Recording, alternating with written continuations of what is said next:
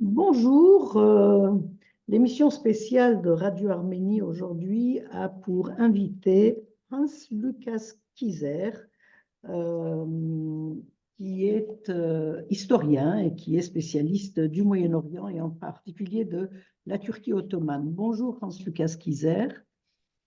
Oui, bonjour, Madame Hilda Chowayan. Merci beaucoup pour cet entretien. Vous êtes donc professeur d'histoire moderne à l'Université de Zurich en Suisse et vous êtes professeur associé à l'Université de Newcastle en Australie. Vous êtes spécialiste de la Turquie, vous êtes spécialiste de l'histoire des violences, vous êtes aussi en particulier spécialiste de la Turquie ottomane.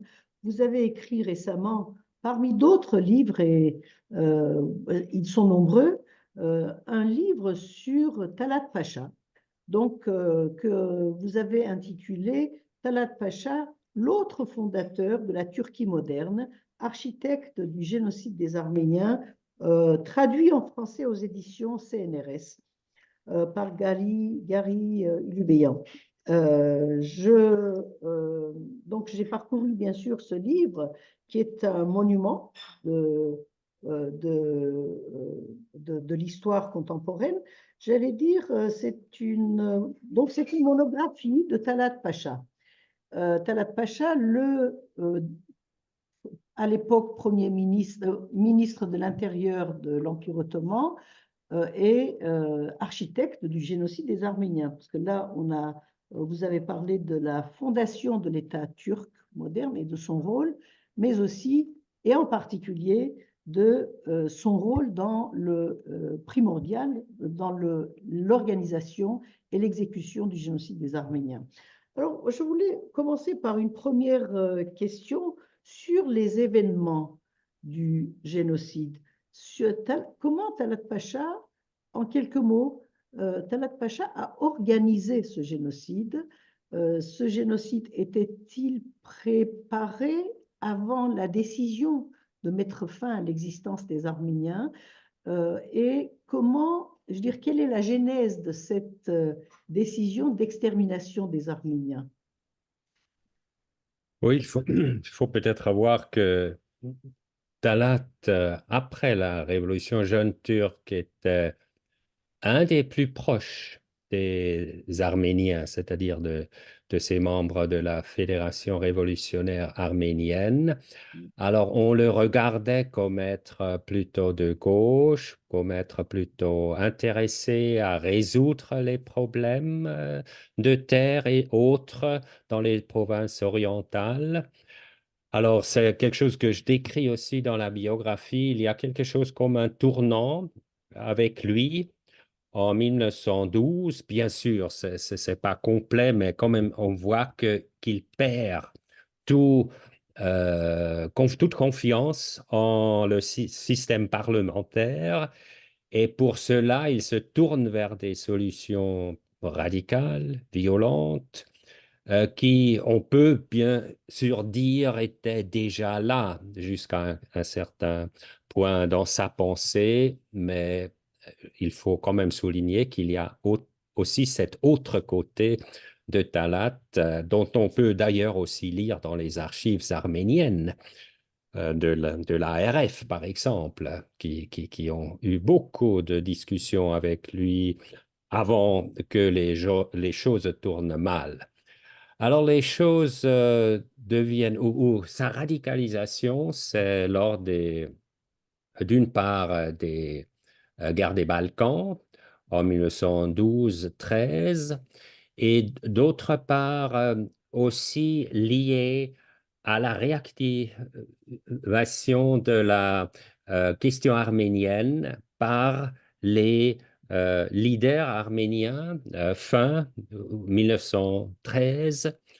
Donc, c'est quand le Comité Union et Progrès, dont Talat est déjà le leader le plus important, donc après que la radicalisation s'est faite, c'est lui qui est très clairement au moins le primus inter pares, c'est-à-dire le plus fort entre dans un petit cercle qu'on appelle triumvirat, mais c'est un terme assez discutable. C'est juste pour les années 1912-13, mais après, il est clairement le numéro un. Alors, c'est pour dire que cette question de la réforme des provinces orientales, ou réformes arméniennes, comme ils sont appelés, c'est quelque chose qui l'a radicalisé plus et surtout clairement contre les Arméniens. Depuis ce moment, on le voit très clairement comme quelqu'un qui regarde les Arméniens comme des ennemis intérieurs parce qu'ils, pour lui, ils ont brisé le contrat ottoman, en quelque sorte, le contrat social ottoman, en se tournant vers les grandes puissances pour obtenir ces réformes.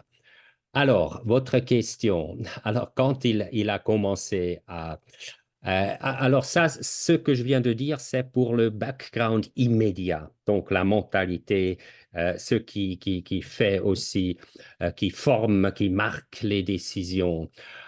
Je dirais que, bon, tout, c'est pas une question facile.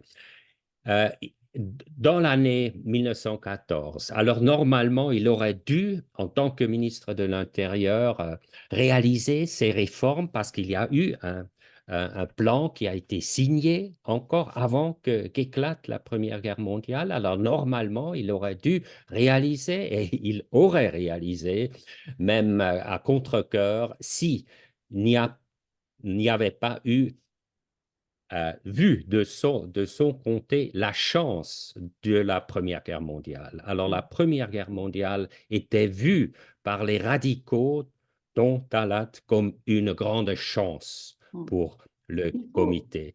Oui, excusez-moi, peut-être pour éclairer les auditeurs, il faut parler de ces réformes. Ces réformes étaient déjà donc prévues pour lutter contre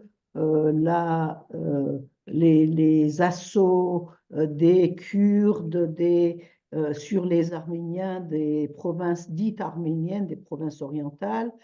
C'était des réformes qui étaient des réformes vitales pour les Arméniens, puisque les Arméniens ne pouvaient plus vivre dans ces régions dans la sécurité. Donc, c'était demandé par les Arméniens.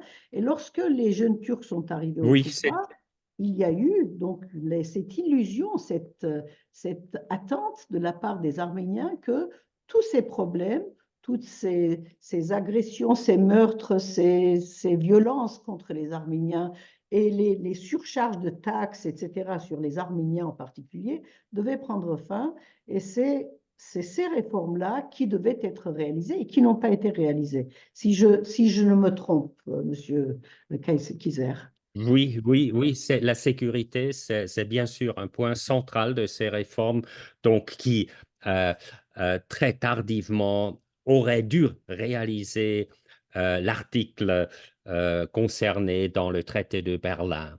Euh, il y a aussi l'aspect de l'égalité, c'est-à-dire réaliser l'égalité, la participation égalitaire dans l'État des Arméniens et par là une vision plurielle de l'État, ou pluraliste si l'on veut, donc où les ethnies et les religions euh, font part de l'État indépendamment donc de leur origine ou de leur religion. Alors ça, c'était aussi, ça faisait partie de la philosophie de ces réformes, donc dans lequel il y avait une pensée moderne, mais il faut encore ajouter en disant que, vu des Ottomans, c'était une ingérence impérialiste. Et là, ils étaient donc, oui, ils avaient il n'y avait pas de différenciation entre ce qui était la cause juste et nécessaire et ce qui était même vu objectivement par un historien, un problème d'ingérence par une politique des intérêts de la mm, part de puissances européennes, notamment la Russie, bien sûr. La Russie, c'était le problème numéro un de ce point de vue de la part d'Istanbul, qui était la capitale alors. Oui, je peux continuer pour tracer cette voie vers le génocide. Bon, alors ils ont signé ce plan de réforme. En même temps, ils ont organisé des purification ethnique, comme on dirait aujourd'hui, pas contre les Arméniens encore, mais contre les Roums, c'est-à-dire des nationaux ottomans de religion grecque-orthodoxe, donc de l'autre côté de l'Anatolie ou de l'Asie mineure, hein, donc dans l'Ouest, donc juste après les guerres balkaniques. Et là, ils ont donc déjà suivi une philosophie totalement contraire à celle des réformes, c'est-à-dire ils voulaient unifier, ils voulaient purifier, ils voulaient rendre la Turquie aux Turcs. C'était mm. là déjà le grand slogan qui existe toujours aujourd'hui, comme vous le savez probablement. Donc, mais toujours, s'il n'y avait pas eu donc cet attentat de Sarajevo et finalement la crise européenne en juillet, et par là, donc cette guerre donc européenne au début, puis mondiale à l'horizon, toujours ces réformes auraient dû être réalisées. Bon, la réalité, le fait, c'est que cette guerre s'est approché et c'est ce que Talat a bien réalisé avec Enver et ils ont poussé les Autrichiens et aussi les Allemands surtout à faire une alliance avec eux. Alors c'est bien les jeunes Turcs, le Comité Union et Progrès qui a poussé parce que les Allemands étaient réticents. D'abord, ils ne voulaient pas s'allier à un État si précaire et en crise comme était l'État ottoman.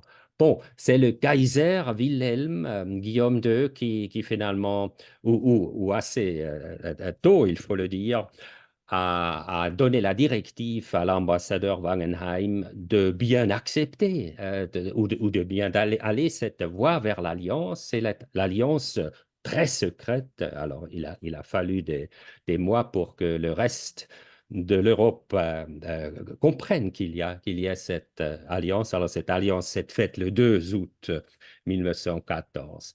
Alors, est-ce que là déjà, il y a eu la pensée d'une extermination des Arméniens?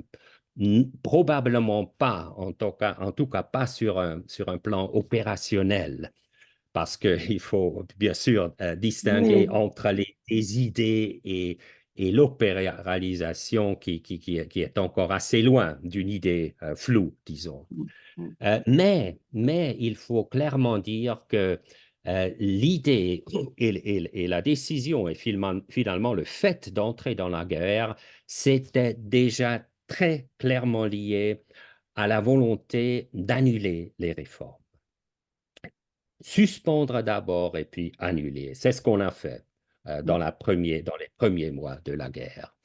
Et puis, en même temps, un regard encore plus suspicieux, plus critique sur les Arméniens. Alors, Talat, en septembre 1914, a déjà commencé à donner des directives. Alors, il était le ministre de l'Intérieur, et c'est ce ministère qui était l'acteur principal du génocide, quelques mois plus tard. Alors, déjà à euh, contrôler strictement tous les leaders arméniens dans toutes les provinces, dans tous les centres provinciaux. Alors, en quelque sorte, que tout soit prêt, les listes soient prêtes pour que, si besoin en est, arrêter tous ces leaders. Alors, ça, c'est quelque chose qui se fait déjà en septembre 1914. Alors, comme ça, on voit des pas se font, mais il faut encore 6 mois jusqu'en mars, avril, jusqu'à ce que cette décision de, de vraiment arrêter les leaders, et puis après l'arrestation de ces leaders, sorte d'envoyer toute la population vers la mort ou dans ces camps de concentration en Syrie et beaucoup, bien sûr, sont tués avant ou meurent en route. Mm. Alors là, bon, il y a toute une histoire à raconter encore pour ce qui concerne ces 6 mois, mais peut-être il ne faut pas aller dans tous ces détails maintenant. Oui, mais peut-être un détail tout de même, professeur. Vous avez parlé donc de la préparation au moment même de l'entrée en guerre de l'Empire ottoman, de toute cette mise en place des conditions pour une arrestation massive des Arméniens responsables des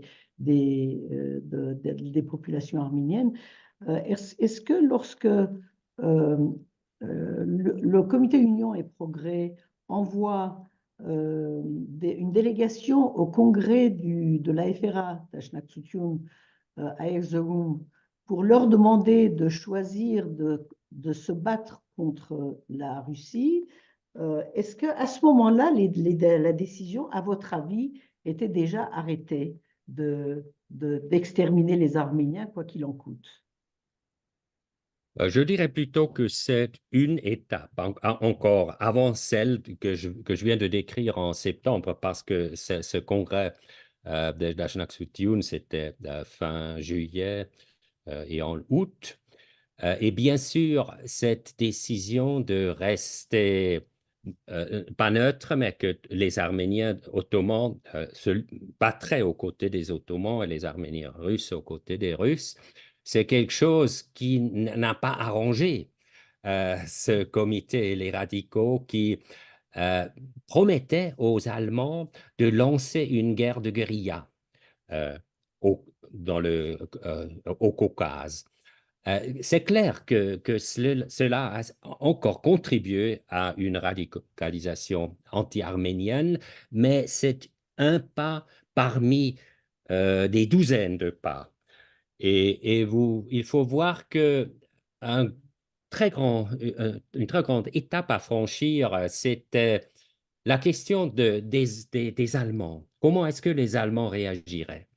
Et il fallait bien attendre les défaites allemandes ou disons une guerre qui n'allait pas si rapidement vers la victoire comme les Allemands et les Ottomans l'attendaient au début, c'est-à-dire ils croyaient que la guerre serait victorieuse au plus tard vers la fin de l'année.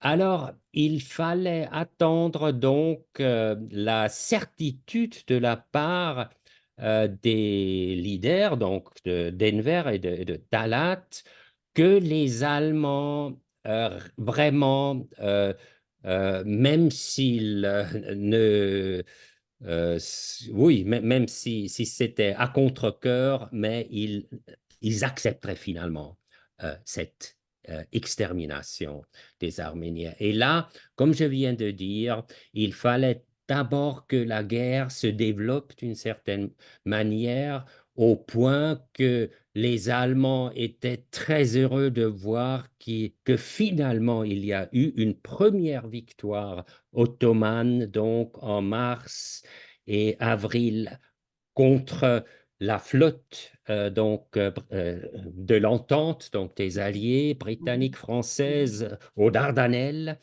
et que maintenant les Allemands se sentaient encore plus dépendants de ces partenaires en Orient, donc au Proche-Orient, euh, pour la suite de la guerre. Alors l'ambassadeur, mais le gouvernement allemand se disait, il faut à tout prix tenir ce partenaire à son côté, quoi qu'il en soit, même si les Arméniens devenaient les victimes. On a verbalement cette note du chancelier allemand à la fin de 1915. Donc, oui, on Alors, laisse être les Arméniens parce qu'on veut à tout prix avoir les Ottomans à son côté. Et là, cette attitude allemande n'était pas encore là avant, je dirais, oui, avant 1915. Oui.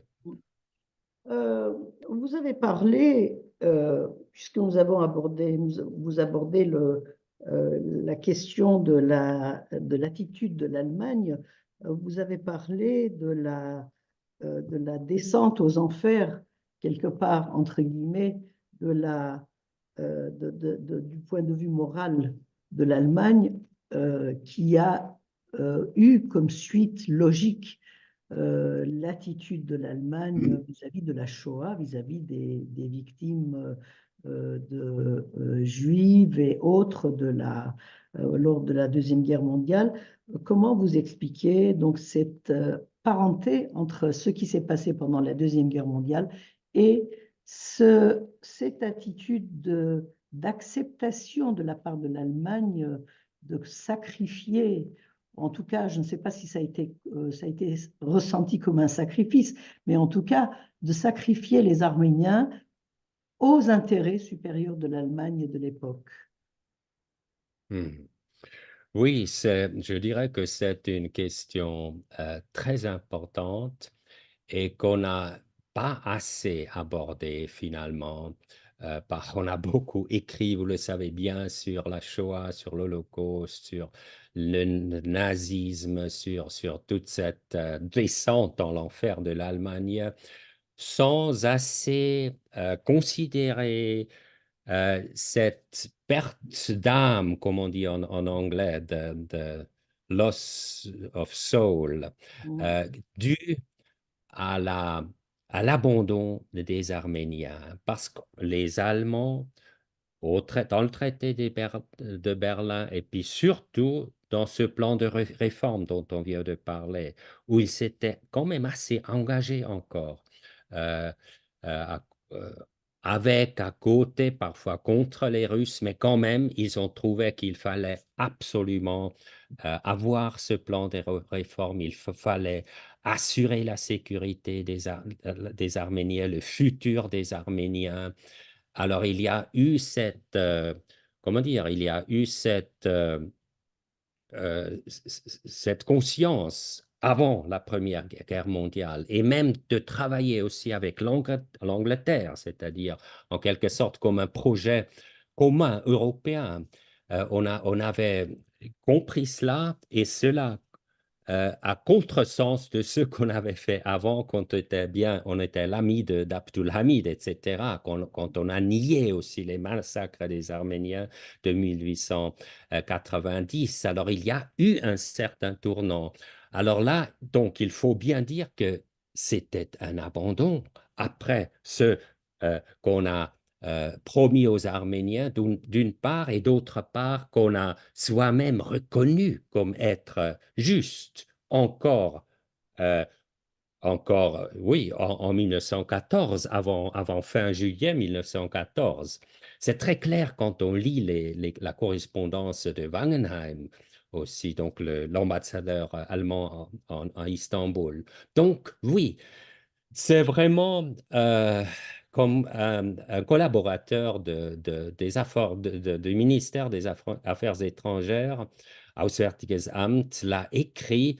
Donc, en 1916, on s'est brisé la nuque morale. On s'est brisé la nuque morale. Disons, on s'est brisé le,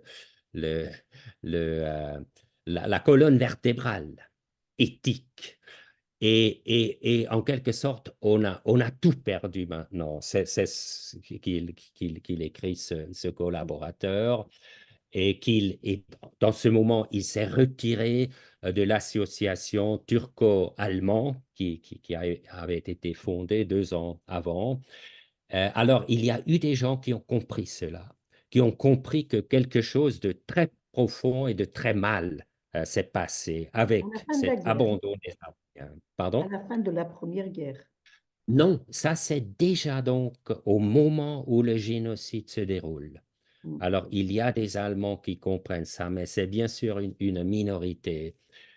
Et nous savons tous, ça n'a pas payé pour les Allemands.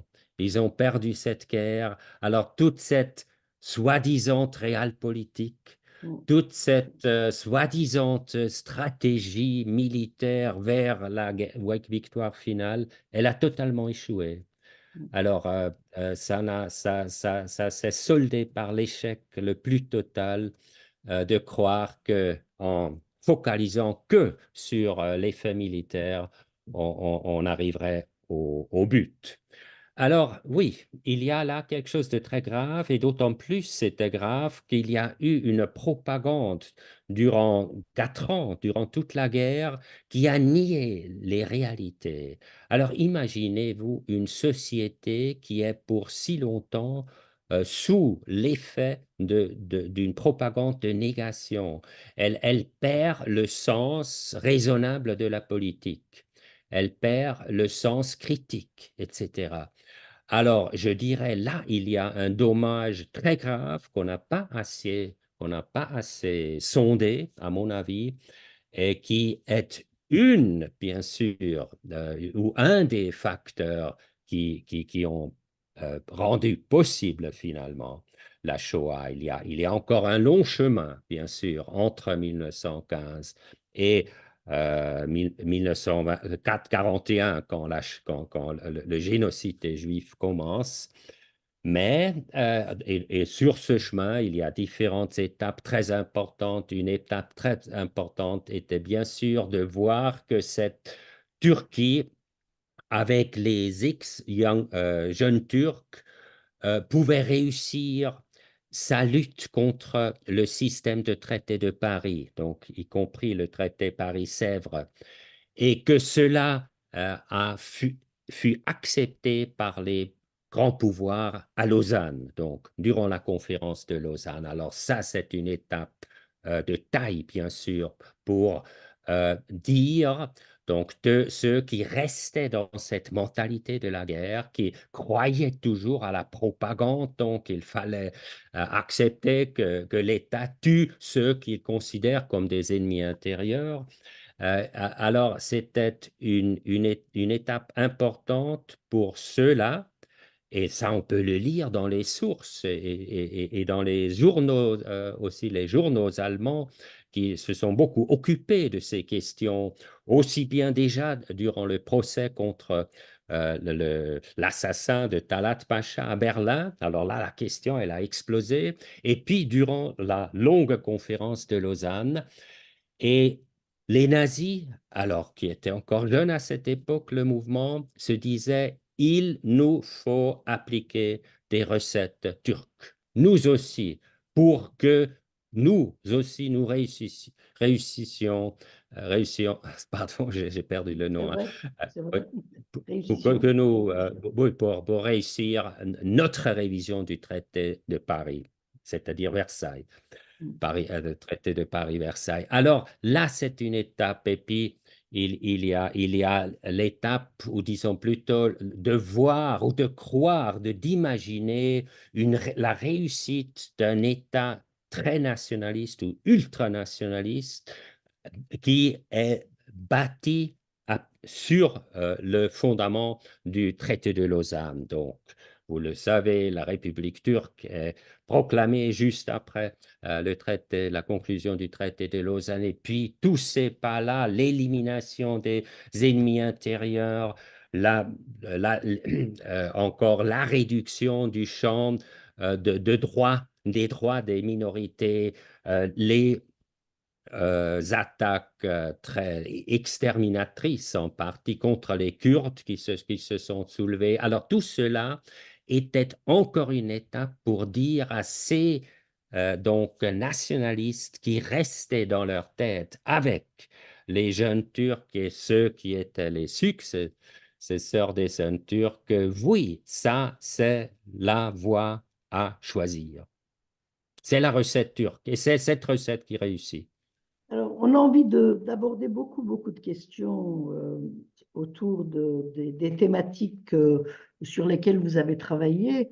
Il y a par exemple les personnages du génocide, c'est-à-dire le travail que vous avez fait sur les personnes qui ont accompli le génocide. Par exemple, le vali de Diyarbakir, le docteur Rachid, qui était un médecin et qui s'est transformé en bourreau dès qu'il est arrivé à Diyarbakir, où les massacres les déportations, mais surtout les massacres, ont revêtu une forme particulièrement atroce, comme beaucoup d'autres endroits. Et vous parlez de la personnalité de Talat aussi, dans votre dernier ouvrage, qui était pour, euh, euh, pour vous en tout cas, et pour les observateurs, un peu l'autre fondateur, comme le dit le sous-titre de votre livre, l'autre fondateur de la Turquie moderne.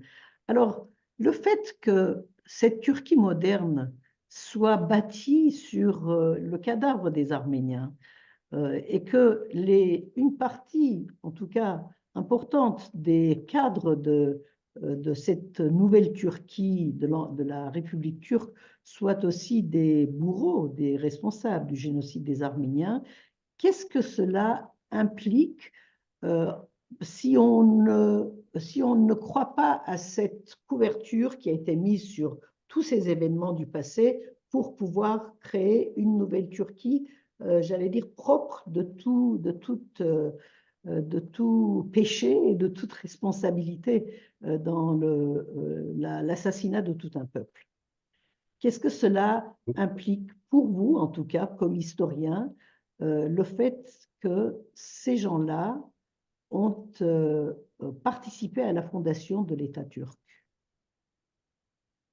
Oui, je dirais que là, on est euh, vis-à-vis la grande illusion du traité de Lausanne, donc qu'on pouvait euh, recommencer à zéro en quelque sorte, tout en simplement laissant de côté ou encore en couvrant euh, toute la question des crimes contre l'humanité, euh, des, de l'abandon des soi-disant petits peuples auxquels on avait promis de leur assurer un futur libre et sûr. C'était ça le message le plus important de l'entente durant la Première Guerre mondiale. Alors, c'est pas seulement donc l'Allemagne dont on venait de parler, il y a aussi de la part de l'entente, la France, de l'Angleterre, et puis un peu plus tard des États-Unis, une faillite. Oui, une faillite, parce que le message de la Première Guerre mondiale de la part donc de l'Occident, c'était de libérer les petits peuples, soit sous domination donc des empires en Europe, soit donc bien sûr au Proche-Orient sous la domination ottomane. Alors, et on a fait ça, bien sûr, parce que les États européens étaient totalement épuisés, y compris les vainqueurs. Alors, on n'a pas eu la force, même si les esprits les plus brillants l'ont bien compris, que c'était la faillite morale. Alors, Lord Curzon a bien compris que c'était le cas, c'était une faillite morale, ou encore mieux d'autres diplomates anglais qui étaient à Lausanne, mais on croyait qu'on ne pouvait faire rien d'autre que cette réelle politique donc, de l'entre-deux-guerres qui a tourné très mal parce elle était aussi une politique de défaitisme et de appeasement, comme on l'appelle en anglais, qui commence en fait déjà à Lausanne et pas seulement vis-à-vis Hitler dans les années 30. Et pour la Turquie, oui, c'est en quelque sorte le plus tragique que là, on leur fait croire que allez-y maintenant, bâtissez votre État et votre démocratie, parce c'est ce qu'ils disent bien à Lausanne, mais il n'y a pas la chance de bâtir une démocratie euh, euh, devant ce background. Il n'y a pas la chance de bâtir une démocratie. Et c'est ça le tragique qu'on voit dans l'histoire turque du siècle passé.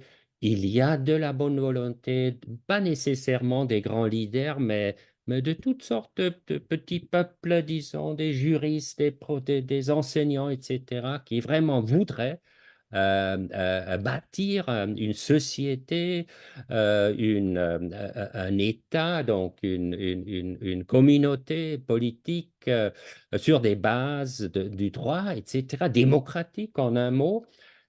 Et ça n'y arrive pas. Ça n'y est jamais arrivé, malheureusement, malgré tant de grands espoirs. Vous vous rappelez bien les grands espoirs qu'on a eus encore il y a 15 ans concernant la Turquie. Et cela a beaucoup à faire, vraiment beaucoup à faire avec ce contexte de la fondation de l'État turc il y a 100 ans. Peut-être deux mots, professeur, sur la, j'allais dire la faiblesse des intellectuels occidentaux face d'abord à l'émergence du mouvement jeune turc et ensuite du mouvement de Mustafa Kemal qui a été perçu, en tout cas qu'on a quelque part proposé à ces intellectuels comme un mouvement démocratique et un mouvement laïque. Et c'est en essayant de ressembler à la laïcité française probablement, ce qui est très problématique, je pense. Comment on a d'un mouvement arménophile en France, par exemple, on est passé à une acceptation d'une nouvelle Turquie parce que c'était un État-nation, parce que cet État-nation se présentait comme étant démocratique, laïque, etc., avec un parti unique, n'importe.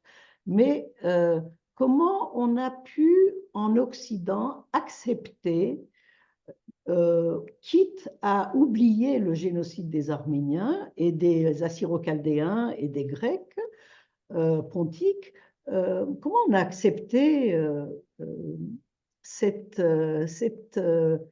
cette nouveauté qui se présentait? D'abord, je dis bien, lorsque les jeunes Turcs se sont révélés, ça a été vis-à-vis des jeunes Turcs, ça a été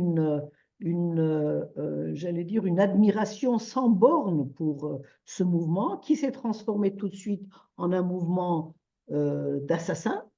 Et ensuite, pour le mouvement de Mustafa Kemal. C'est assez intéressant, de toute façon. Oui, je ne dirais pas dès le début que c'était faux d'être, comment dire, positif vis-à-vis de la révolution jeune turque. Au contraire, c'était un moment d'espoir et les Arméniens étaient les premiers à espérer, et pour de bonnes raisons, oui, parce que finalement, on voulait aller dans la bonne direction, même si, vu rétrospectivement, c'était, ou en tout cas ça s'est avéré comme une illusion. Je dis toujours en tant qu'historien, euh, la bonne sémaille n'est pas perdue une fois pour toutes, mais elle a pas pu se développer, elle n'a pas pu germer, elle n'a pas pu porter ses fruits. Et je dirais, il y a eu de très bons débuts aussi en 1908, donc vers la direction d'un Proche-Orient plus démocratique, en tout cas plus constitutionnel, euh, où aussi les droits individuels sont pris plus au sérieux. Malheureusement, maintenant, même presque 120 ans plus tard, on voit que on n'a pas progressé du tout. Euh, euh, mais c'est juste pour dire, soyons humbles en jugeant, oui, oui, en portant notre regard sur les autres et aussi sur les intellectuels. Mais vous avez raison, il y a, je dirais, aussi une vraie, comment dire, les intellectuels ont échoué maintes fois, notamment dans l'entre-deux-guerres. Avant, c'était surtout les intellectuels allemands qui ont encore tenu aux jeunes Turcs quand les jeunes Turcs étaient déjà des dictateurs. Mais après, comme vous l'avez dit, euh, alors quand on a clairement vu, en fait, on l'a vu déjà en 1923, ceux qui ont un petit peu donné l'effort de voir ce qui se passe dans le pays l'ont déjà su. Mais après, on l'a très clairement vu qu'il s'agissait d'un État à parti unique, un État très répressif qui n'avait rien à voir avec une démocratie, malgré certaines réformes qu'il faut savoir apprécier, bien sûr. Par exemple, l'introduction d'un droit civil qui a vraiment donné aux femmes plus de droits qu'il n'en avait avant.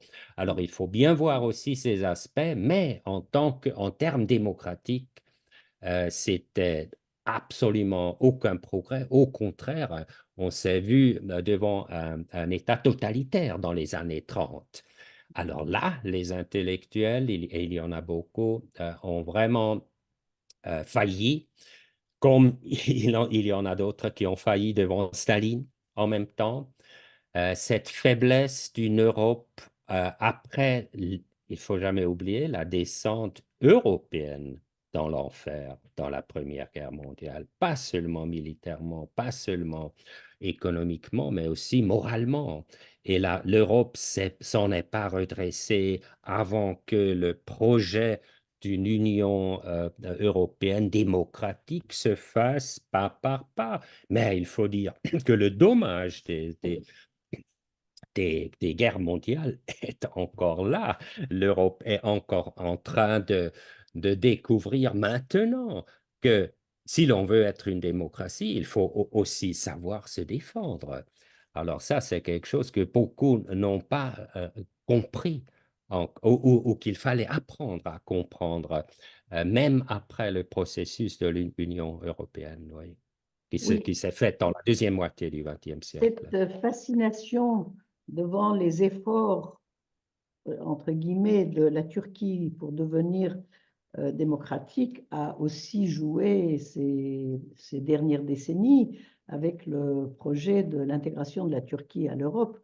Nous avons vécu dans les institutions européennes un moment de grâce où tout le monde a pensé que c'était fait, que la Turquie était prête à rentrer en Europe avec ses valeurs, en adoptant ses valeurs, avec son acquis communautaire, avec l'ensemble des règles démocratiques et d'état de droit. Et on se retrouve aujourd'hui encore dans une situation où, avec les répressions, avec le recul démocratique en Turquie, on n'est pas encore sur le chemin de l'Union européenne. Quelque part, c'est la partie moderne de cette histoire. Oui, mais là encore, il faut, à mon avis, pas être déterministe du tout, même si oui, je redis ce que je viens de dire. La Turquie, tragiquement, s'est vue se voir rattrapée par les conditions de sa naissance. C'est-à-dire, il y a des pas vers la démocratie, comme il y en a eu il y a 20 ans, et je pense toujours car j'ai pensé à l'époque aussi, oui, il faut absolument soutenir les pas vers la démocratie, mais en étant réaliste, bien sûr.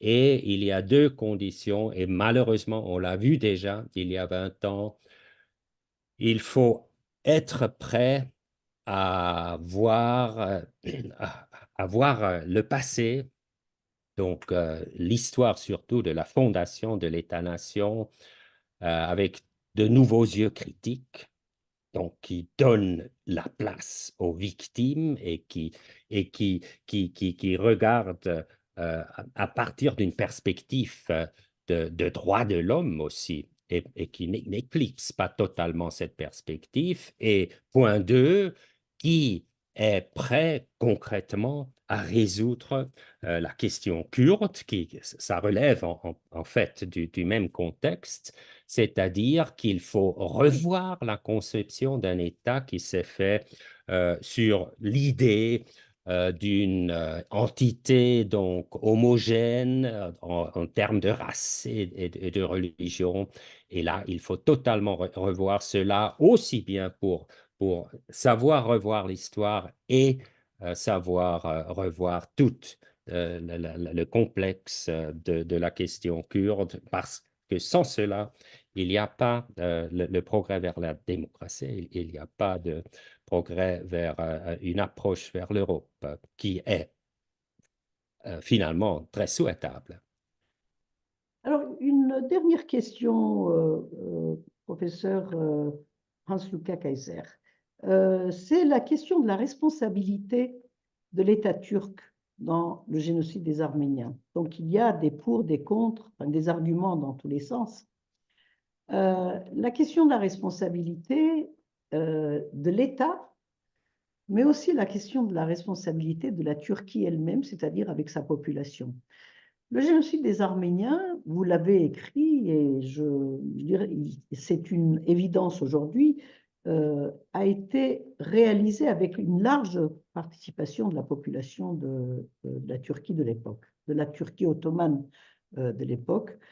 Et aujourd'hui, et depuis les reconnaissances du génocide des Arméniens par différents parlements au monde, euh, on a souvent évoqué la question de la non-responsabilité de la Turquie d'aujourd'hui en tant qu'entité. Et donc, il y a un glissement, si vous voulez, entre la non-responsabilité de la dépopulation turque, de la population turque, du peuple turc comme une entité, et de la non-responsabilité de l'État turc. Dans le cadre de l'État turc, cela nous semble important, évident qu'il y a une responsabilité par le principe de la succession des États, puisque la Turquie d'aujourd'hui est le successeur de l'Empire ottoman de l'époque. Là, je pense qu'il y a moins de doutes. Mais qu'est-ce que vous pouvez dire de la participation de la population à l'anéantissement des Arméniens et des Assyro-Chaldéens, bien entendu, et des Grecs pontiques.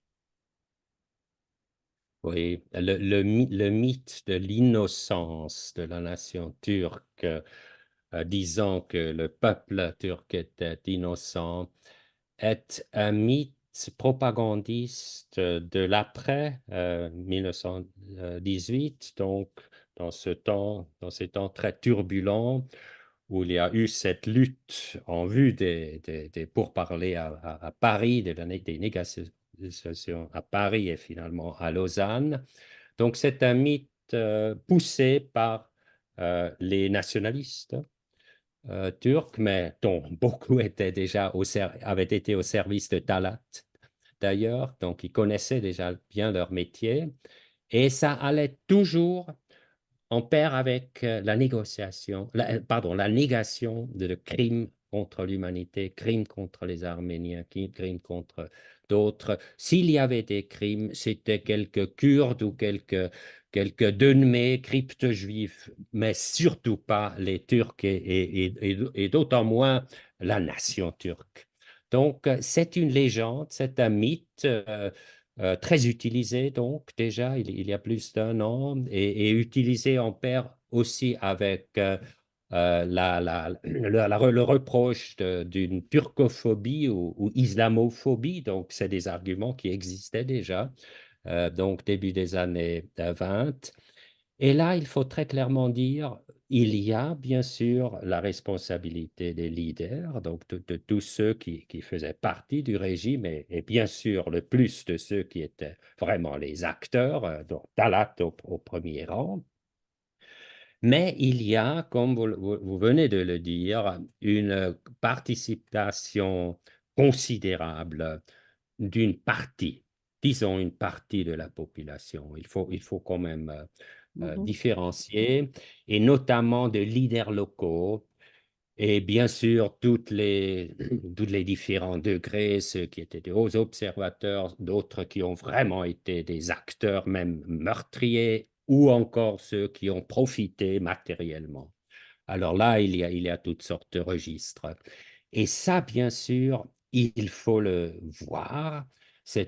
L'histoire nationale a besoin d'une révision la plus totale par rapport à ce sujet. Je me répète, il n'y a pas de démocratie sans ce regard critique sur l'histoire nationale, sur soi-même. Donc, oui, cet éclairage est central pour la culture politique en Turquie, mais aussi pour être en position de savoir, comment dire, négocier ou aussi de s'entretenir avec les partenaires européens et d'autres au même niveau des yeux, au même niveau. Sinon, c'est quelque chose qui encore, oui, rattrape et rend impossible une conversation véritable, une négociation qui peut conduire vers des résultats si l'on n'a pas cette véracité. La véracité et la fiabilité, c'est des valeurs donc centrales d'une démocratie. Je pense que nous le savons tous. Et oui, et la réussite démocratique, et finalement c'est une réussite politique, elle dépend de cela, de ces valeurs. Si un jour la Turquie reconnaissait le génocide des Arméniens et des chrétiens en général, pensez-vous que ce mouvement viendrait de la société turque ou d'en haut, par le haut, c'est-à-dire par un pouvoir un jour? Je dirais que ça viendrait de différents côtés. Parce que comme c'est quelque chose de très grand et de très difficile aussi après tant de générations de falsification, disons, d'une histoire très étroitement nationaliste. Donc, il faut beaucoup. Alors, il faut ceux en haut, il faut ceux et celles en bas, il faut encore le contexte international, il faut encore, disons, quelques défis concrets. Par exemple, disons, euh, euh, euh, l'intérêt à trouver une solution aussi économiquement profitable vers le Sud-Caucase. Là, c'est une question assez actuelle aujourd'hui, Mhm. que avec toute la situation désastreuse au terme financier et économique, alors il nous faut des solutions. Qu'est-ce qu'il faut pour avoir des solutions? Ah, finalement, quand même, il faudrait encore. Vous savez ce que je veux dire? Je veux dire, il faut de tous côtés l'intérêt, mais en même temps, bien sûr, la reconnaissance que oui, là, il y a quelque chose de profond. Nous devons finalement aller et faire les pas nécessaires pour ne pas rester sur place dans cette question euh, éminente pour le futur de la Turquie et pour la culture politique en Turquie. Je pense au rôle que les États-Unis ont joué à la fin de la Deuxième Guerre mondiale pour la reconnaissance par l'Allemagne du génocide des Juifs et à l'intérêt qu'avait l'Allemagne à reconnaître, et non seulement à reconnaître, mais aussi à réparer le génocide juif. Est-ce qu'un jour, compte tenu du rôle que joue la Turquie entre l'Orient, l'Occident, les pays occidentaux, l'OTAN et la Russie aujourd'hui, et peut-être plus tard avec la Chine, est-ce qu'un jour, il y aura une puissance de tutelle qui sera forcément occidentale? On n'espère pas cela de la Chine, dit de la Russie, qui pourra faire admettre à la Turquie que l'intérêt de la Turquie est de reconnaître le génocide des Arméniens, voire même de réparer ce qui est réparable encore du génocide des Arméniens. Comme je viens de dire, je pense pas que ce soit que la pression extérieure il y aura le facteur extérieur, comme je dirais plus tôt. Alors l'Allemagne, bon, là c'était la capitulation totale, mais il est important, comme vous venez de dire, on a donné à cette Allemagne qui a capitulé la chance de se relever et de se réinsérer dans le système international dominé par l'Occident et même en lui donnant le plan Marshall, donc en donnant vraiment des aides financières considérables. Alors, c'est pour dire qu'il y a eu un horizon promettant pour l'Allemagne d'aller dans cette direction. Et généralement parlant, il faut avoir en quelque sorte un horizon promettant pour faire des pas graves. Et je n'exclurais pas du tout que ce moment arrive, qu'il y aura cet horizon promettant, même si lié à des pas graves pour la Turquie. Et là, il faut les facteurs extérieurs, notamment de l'Occident, mais il ne faut pas oublier encore les Indes, par exemple, ou bien sûr, et le Sud-Caucase, même si pour le moment, ça a l'air d'être totalement différent, mais il ne faut pas exclure que, notamment à cause des graves problèmes économiques et financiers, il y a déjà un tournant, on peut même peut-être déjà voir un certain tournant à Ankara. Alors ça, c'est comment dire, c'est du futur que je ne peux pas prévoir en tant qu'historien. Je peux seulement dire les conditions qu'il faut pour que la Turquie voit un horizon promettant et fasse les pas nécessaires et qui seront graves pour que la reconnaissance de ces crimes contre l'humanité, parce qu'il ne s'agit pas que du génocide des Arméniens, soit intégrée dans une vision honnête de l'histoire nationale, et ce qui rendrait la Turquie beaucoup plus, comment dire, plus convaincante et plus forte finalement du point de vue culture politique et démocratique, bien sûr, au premier plan.